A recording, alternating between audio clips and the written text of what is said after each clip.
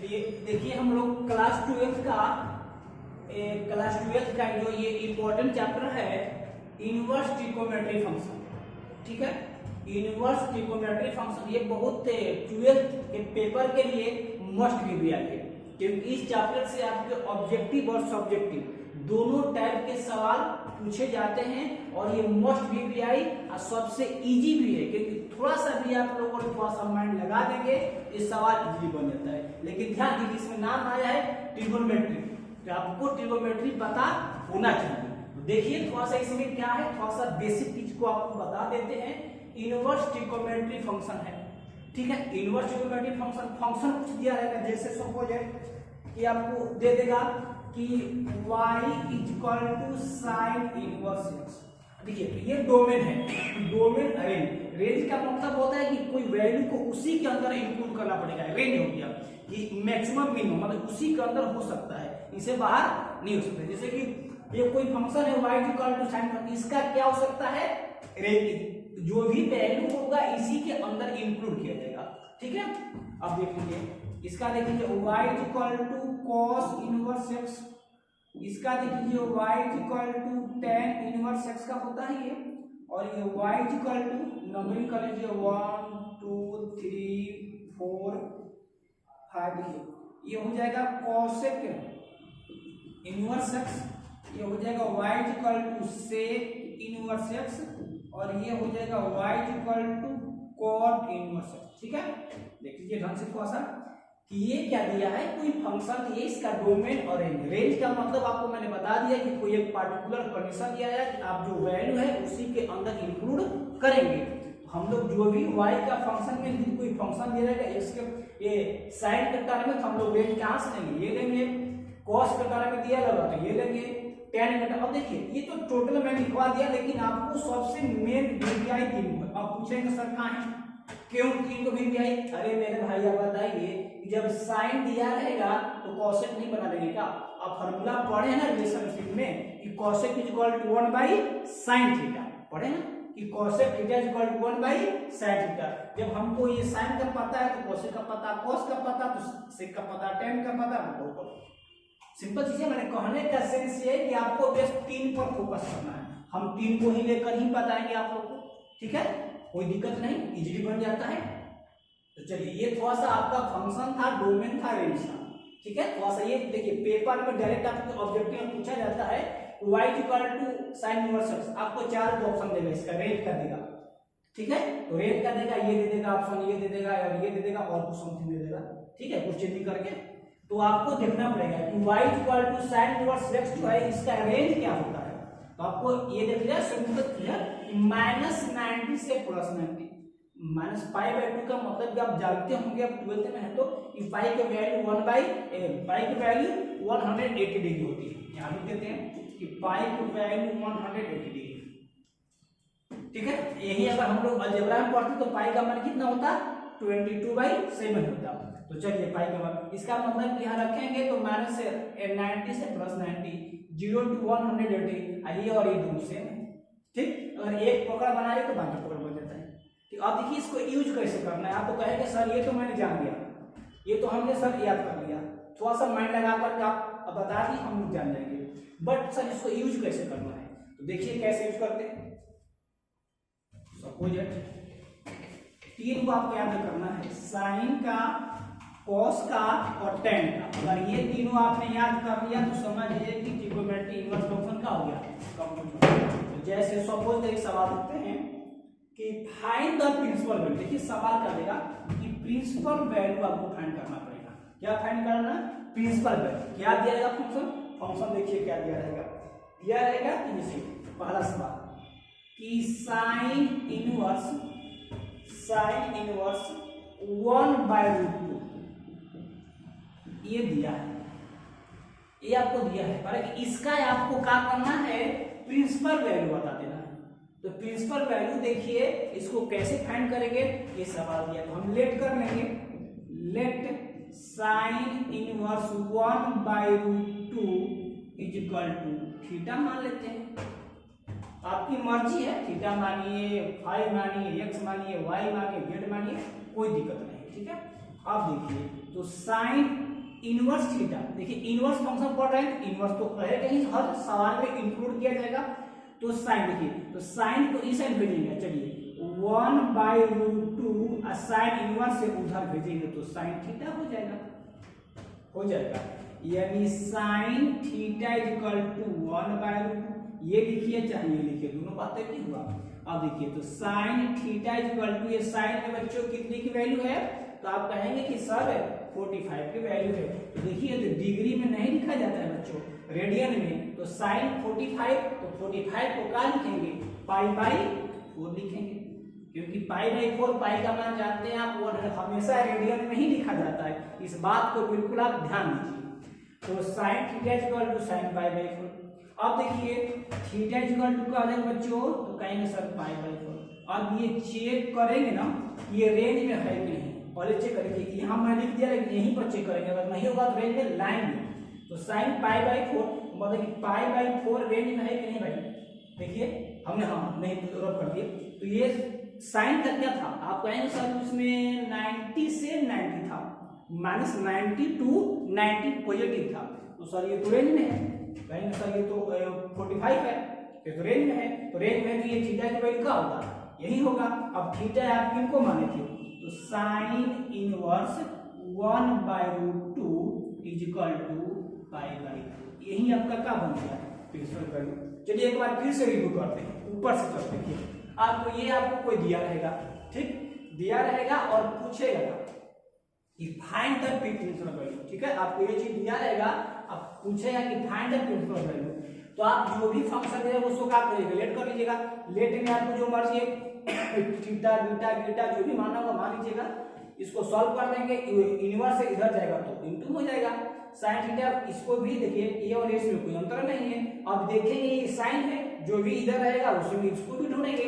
तो sine theta है ये 1/2, तो साइन में कितने का वैल्यू होता है 1/2, तो कहेंगे सर π/4 की, π/4 करने का मतलब 45। अब देखिए तो sine sine cancel, but pen नहीं चलाते, थीटा इज इक्वल टू। अब देखिए यहीं पर चेक करेंगे, यहीं पर चेक करेंगे कि ये रेंज में है कि नहीं है। अगर रेंज में नहीं होगा तो रेंज में लाते हैं, कैसे लाते चलिए अभी सवाल कराएंगे, उसको भी लाएंगे। तो π/4 जो है -90 से +90 तक क्या है, ये उसके रेंज में, बीच में, रेंज करने का मतलब बीच में, तो ये वैल्यू सटीक है, मतलब ये इसको वैल्यू को फॉलो करता है। थीटा मैंने किसको माना था, इसको माना था, कितना हो गया, ठीक, ये आपका बन गया। इस तरह से आपको सोचना। और देख लेते हैं एक दो सवाल और लेते हैं। cos इनवर्स √3/2, सवाल नंबर सेकंड, cos इनवर्स √3/2। चलिए ये दिया था, हम सिमिलरली करेंगे। Let take cosec inverse √3/2 is equal to theta, मानिए बिल्कुल सिमिलरली चलेंगे, तो क्या हो जाएगा, कहेंगे sir √3/2 is equal to cos theta, हो जाएगा, अच्छी तरह से जानते हैं आप, हो जाएगा। चलिए अब देखिए, तो cos theta is equal to √3/2 भी तो हो जाएगा, बिल्कुल। इसमें क्या अंतर है भाई, कोई तो अंतर नहीं है। अब देखिए तो ये cos theta is equal to, आइए बता दीजिए बच्चों कि cos में ये कितने डिग्री का वैल्यू है, तो आप कहेंगे कि सर ये 30 डिग्री का वैल्यू हमको दिख रहा है। तो क्या करेंगे cos, अब बच्चों 30 डिग्री को रेडियन में लिखना वो क्या करेंगे बताइए। आपको बताया गया था कि अगर डिग्री से जैसे मानेंगे 36 डिग्री है, डिग्री से रेडियन बनाना हो तो π/180 से क्या करते हैं, मल्टीप्लाई कर देते हैं। तो अगर डिग्री यहाँ पर क्या है तो कहेंगे सर 30 डिग्री है, और 30 को जब मैंने 30 को रेडियन बनाने का प्रयास करूंगा तो π/6 आ जाएगा। अब इसको चेक करेंगे, cos का आप लोग बताइए, cos का रेंज कहाँ तक, आप कहेंगे सर 0 to π था, 0 to π करने का मतलब 0 से 180 तक था। तो देखिए अब ये बताइए, तो 0 से 180 तक था, बट ये कितना है 30 है, क्योंकि π/6 का मतलब 30, तो रेंज में है कि नहीं बच्चों, तो कहेंगे सर यस रेंज में है। तो थीटा इज इक्वल टू कितना हो जाएगा, π/6 हो जाएगा। अब थीटा आपने किसको माना रखा था, तो cosec inverse √3/2 is equal to π/6, that इस टाइप का सवाल है, बिल्कुल इजीली आप सॉल्यूशन कर सकते हैं, ठीक है। चलिए एक तो और देखेंगे, हमने ये पॉजिटिव वैल्यू लिया, अभी निगेटिव वैल्यू लेकर के आपको दिखाते हैं, और फिर रेंज से बाहर वाला भी दिखाएंगे, सब कुछ दिखाते हैं, बस ध्यान से देखते रहिए। चलिए एक बार नोट कर लीजिए सब लोग।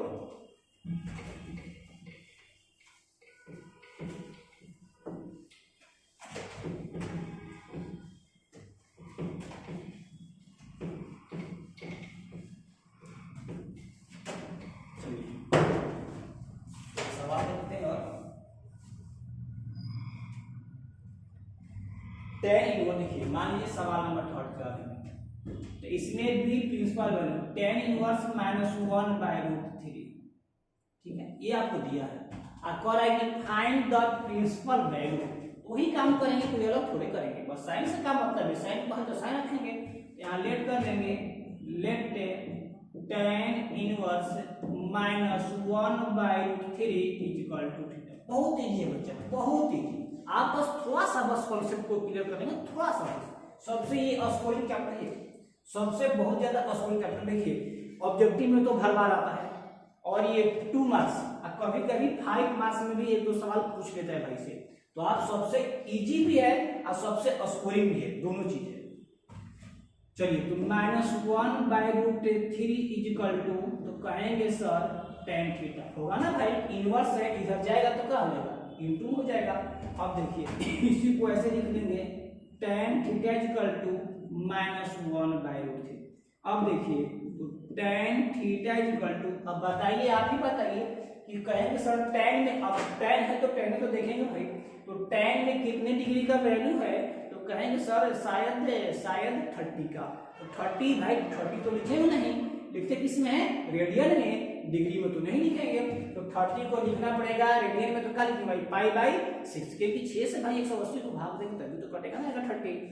चलिए इसको लिखेंगे -tan पाई/6, 30 का, तभी तो। अब देखिए इसको थोड़ा सा मॉडिफाई करेंगे, तो tan थीटा इक्वल टू, इसको ऐसे भी तो लिख सकते हैं ना भाई, पाई/6। ये हम लोगों ने पढ़े हैं कि tan माइनस थीटा, ये हम लोगों ने फॉर्मूला पढ़े हैं, tan minus theta minus tan theta पढ़े। क्यों ऐसा किया, पूछेंगे सर ऐसा क्या दिक्कत है, आप tan से डेरिवेटिव कर थीटा इक्वल टू माइनस, नहीं ये नहीं, ये एंगल में दिखाई देना चाहिए। ये देखिए, ये प्लस है, ये भी प्लस होना चाहिए, ये एंगल में चला जाएगा। अब क्या हो जाएगा, तो थीटा इक्वल टू -पाई/6। अब बच्चों एक ही बात आती है, सर रेंज, ये रेंज में है कि नहीं है, तो बताइए tan का रेंज क्या था, -90 से +90 तक था क्या था, देख लीजिए एक बार पीछे जाकर के वीडियो में कि tan का रेंज यहाँ तक था, तो -90 से +90 तक था। तो बताइए ये कितना है, -90 से +90, इसका मतलब ये माइनस क्या है, 30 है, तो ये भी उसी के रेंज में आएगा ना, -90 से 30 के, -90 से और +90, उसी के बीच में तो है ये -30, है कि नहीं, कहेंगे सर है। अब तो रेंज में है, ठीक है, बस रख देंगे। तो थीटा किसको माने थे, तो tan इनवर्स -1/√3 इक्वल टू -पाई/6।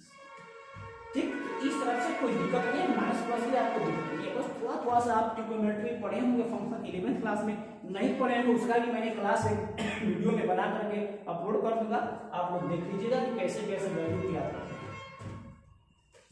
अब देखिए, ठीक है, एक और सवाल दे देते हैं इसके ऊपर, माइनस के ऊपर दो सवाल देखते चलेंगे। सवाल नंबर 4 देख लीजिए, कुछ भी लिख सकते हैं आप, कुछ भी चलिए देख लेते हैं। सवाल मान लीजिए कि आपको दे रखा है साइन इनवर्स, लीजिए साइन इनवर्स -1/, चलिए लेट कर लेंगे, let sine inverse -1/2 equal to theta. अब देखिए मैंने आपके माइंड में भी एक सवाल उठा होगा, जैसे सर साइन क्यों ले रहे हैं, कौन से। देखिए बच्चों, हमने पहले आपको बता रखे थे शुरू में फॉर्मूला में, हम केवल 3 गो पर ही सारा बना सकते हैं, साइन, कॉस, टैन। अगर ये मालूम है तो बताइए, आप ही बताइए, जब साइन का हमको वैल्यू याद हो जाएगा तो का कॉस का नहीं होगा भाई, सीधे उसका अपोजिट कर देंगे ना, कर देंगे, कर देंगे, इसमें कोई दिक्कत नहीं है, इसमें मत घबराना। आपको जो दिक्कत होगा तो कमेंट करिएगा, फिर हम उसको सोल्यूशन करेंगे। ये देखिए, तो ये हो जाएगा -1/2 इक्वल टू साइन थीटा, यानी इसी को और कर सकते हैं, तो साइन थीटा इक्वल टू -1/2, तो साइन थीटा, ये बता दीजिए साइन में कितने डिग्री का वैल्यू है, तो साइन 30 कहने का मतलब pi by 4 minus sine pi by 4 नहीं भाई, सॉरी ये 30 ना कह रहा है, तो साइन 30 कब आएगा, जब पाई बाई 6 लिखेंगे तब ना 30 आएगा, कभी मिस्टेक हो जाता है। चलिए देखिए, तो ये आ गया, ये 1/2 साइन में कितने डिग्री का वैल्यू है, तो 30 का माइनस होता है, अब ऐसे लिखिएगा नहीं इसको, क्योंकि ये साइन जो है ये पहले